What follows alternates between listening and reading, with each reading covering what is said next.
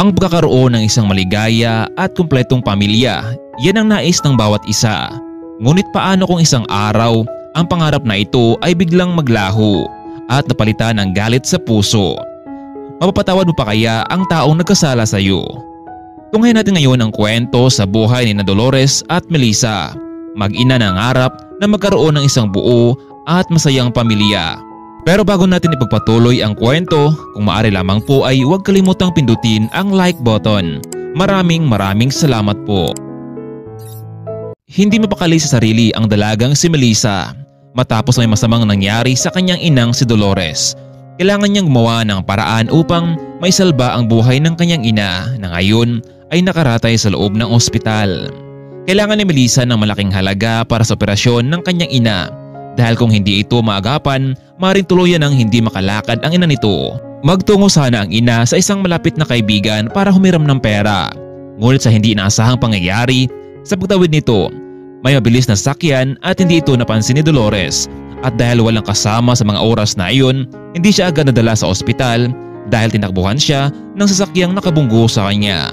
Kaya ngayon walang nanagot sa gamutan ni Dolores. Kaya ang dalaga ang naghanap ng paraan para maisalba ang ina mula sa pagkalumpo nito. Ngunit pinagtapat ng doktor na kailangan nila ng malaking halaga. Pero saan kukuha si Melissa sa mga oras na iyon? Ni minsan kasi ay hindi ito lumapit sa mga kamag-anak dahil simula kasing pinagbuntis niya si Melissa ay pinalayas na itong si Dolores sa kanilang tahanan. Kaya mula noon nakatira na lamang ito sa isang maliit na kubo. Nagsumikap si Dolores para miraos ang buhay habang nasa tiyan nito itong si Melissa. Nakilala ni Dolores ang lalaking pumihag sa kanyang puso sa isang bar na minsang sumama ito noon sa isang kaibigan. Hindi niya inasahan na ang gabing iyon ang sisira sa kanyang buhay. Matapos kasing nakainom ng alak itong si Dolores dahilan para lapitan siya ng isang gwapo at matipunong lalaki. At ang gabing iyon nagdulot sa isang pangyayaring hindi niya makakalimutan. Ngunit ang isa ngayon sa ikinabahala ni Dolores, inamin ng lalaki sa kanya na may asawa at anak na ito. At nakausap siyang huwag manggulo o mag-iskandalo man lamang sa pamilya nito. Hindi nakala ni Dolores na umabot sa ganito ang lahat. Kaya naman simula noon, hindi na lamang ito ng gulo pa. Ngunit dumating sa punto na isang araw sa buhay ni Dolores ay tuluyan na itong nagdalang tao. Hindi niya alam ang gagawin lalo na at wala siyang sapat na salapi at trabaho para buhayin ang magiging anak niya. Pero ang lahat ng suliranin ay kaya nitong masolusyonan. Habang hindi pa kabuuanan ni Dolores, namasukan mo na ito bilang katulong. May ilan din sa kanila ang naawa sa kanyang kalagayan, bagamat ang ilan ay nagsasabing siya ay isang babaeng disgrasyada. Ngunit kahit ano pa man ang kanilang sasabihin, nagwalang kibo na lamang itong si Dolores. Hanggang sumapit ng ika-9 na buwan ay tuloy na ngang nanganak itong si Dolores. Sa tulong ng ilang kaibigan ay naging matagumpay ang kanyang panganganak. At ngayon, dumating sa kanyang buhay itong si Melissa. Bagamat maraming beses laging nagtatanong itong si Melissa kung nasaan ang kanyang ama dahil lagi kasing itong binubuli sa paaralan at binansagang anak sa kawayan. Wala kasi siyang kinikilalang ama. Pinapaaral ni Dolores ang anak mula elementarya hanggang high school. Matinding sakripisyo ang inabot nito para lang sa kinabukasan ng anak niya. Pero may pagkakataon na nanghina ang katawan ni Dolores at ito ang naging rason ni Melissa para huminto muna sa pag-aaral. Lalo na ngayon na kailangan ng ina ng malaking tulong pinansyal. Pansamantala munang pumasok bilang isang cashier itong si Melissa at dahil may naipon naman ito kahit papaano ay naisipan niyang kunin ang kanyang ina para magkasama na sila. Bagamat malaki pa rin ang kailangan niya para sa operasyon ng ina nito pero nasikap niyang pakaipon ng malaking halaga. Minsan sumagi sa isipan ni Melissa na kailangan niyang kausapin ang ina tungkol sa kanyang tunay na ama. Siguro kung kasama nila ito ngayon ay hindi magiging ganito ang kanilang sitwasyon. Dahil na rin siguro sa naawa na itong si Dolores sa anak, kaya naman pinagtapat niya kay Melissa ang lahat. Inabot ni Dolores sa anak nito ang isang lumang calling card at nakasulat doon ang pangalan ng isang A.J. Morris na isang doktor. Luma na ang naturang larawan. Hindi niya alam kung sa lugar na iyon ay naroon pa rin ang doktor na ito. Sinubukan niyang puntahan ang lugar pero ang sabi ng mga empleyado ay wala na ito doon. Nilipat na ito sa ospital ng mga matanda. Nagkaroon siya ng appointment dahil sa akalang siya ay isang pasyente. Na magkita na ang dalawa at pinakita nito ang lumang calling card at pinagtapat ni Melissa sa doktor kung sino siya. Laking gulat naman ang doktor dahil hindi niya inakala na magbubunga ang pangyayaring iyon.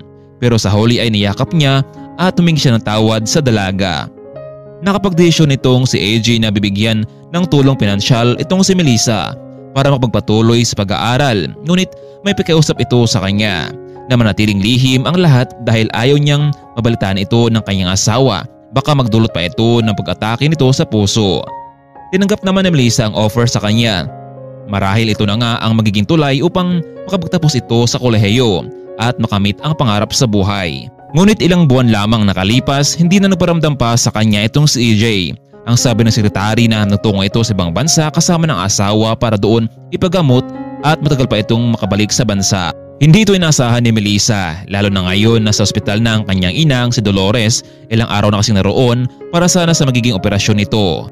Lahat kasi ng binibigay ni AJ sa kanya ay iniipon nito at nakalikom siya ng halos 100,000, pero hindi ito pa rin sapat para sa operasyon ng kanyang ina. Isang gabi noon habang nakasakay itong si Melissa sa bus, pauwi na ito mula sa trabaho. Sa hindi inasahan ay nakasabayan niya sa upuan ang dating katrabahong si Monique. Nakabihis ito na para bang may parting dadaluhan. Melissa, hanggang ngayon ba nagtatrabaho ka pa rin doon bilang cashier? Oo Monique, kailangan ko ng trabaho eh. Dagdag kita para sa operasyon ni nanay. Pero kahit anong gagawin ko na pagsumikap, parang wala pa rin eh. Alam mo, napunta lang sa pagkain, upa sa bahay at mga gamot ni nanay ang lahat ng sweldo ko. Ikaw, saan ka nagtatrabaho ngayon? Mukhang nakapustura yata ngayon ha. Saan ang trabaho mo? Naku Melissa, kaya nga ako umalis doon eh kasi hindi sapat ang sweldo ko. Pero simula noong nakapasok ako sa trabaho ngayon, ilang linggo lamang ay napagpadala ko ng pera sa mga magulang ko sa probinsya at nabili ko ng mga bagay na gusto ko. Kaya nga Monique, baka pwede akong pumasok doon sa trabaho mo. May bakante pa ba? Naku maraming bakante Melissa, pero yun nga lang kung kaya mo ang trabaho ko. Panigurado akong ilang buwan mo lang maghirapan ito at mapagamot mo na ang nanay mo. Kung gusto mo bukas sa ganitong oras din ay isama kita sa trabaho ko. Maya-maya pagdating ko doon ay sabihin ko kay boss na mayroon akong bagong papasok. Naku Monique, sakto at bukas ay day off ko sa trabaho ko. Pwede kitang samahan. Sige Melissa, ganito din oras sa bukas, magkita lang tayo dito bukas. Ano kaya ang magiging trabaho ni Melissa? Matatanggap kaya nito ang offer sa kanya ng bagong boss o hindi niya ito ipagpatuloy? Kaya naman mga kaibigan, atin pong abangan ang susunod na eksena sa ating part 2. Maraming salamat po sa inyong walang sawang pagsuporta sa ating munting channel. Abangan po natin bukas ang ating part 2. Maraming salamat at paalam.